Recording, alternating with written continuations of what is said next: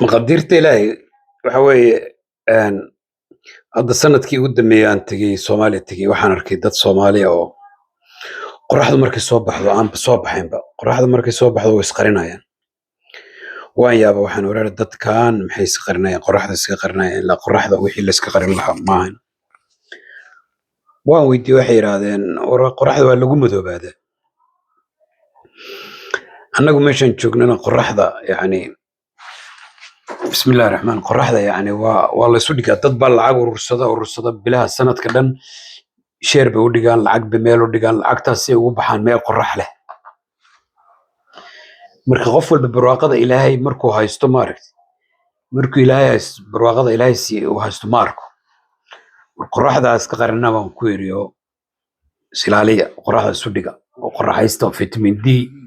wax jirka u fiican waxaas laga helo والله يقص له وحيران بو برقانينا ما انت بالوحن اللي يجي انت قرحده انك ما انت قرح واحد نوع والتوش يعني في كلام با يعني التوش بعد سالو في توش كم وحوكا كل البوكو سمينا قرحده ما انت نايسا ونصو بحدي وانا نلقينا بريسو بحيسو يعني توش كير يكحنو وانا نتصاي ان شاء الله السلام عليكم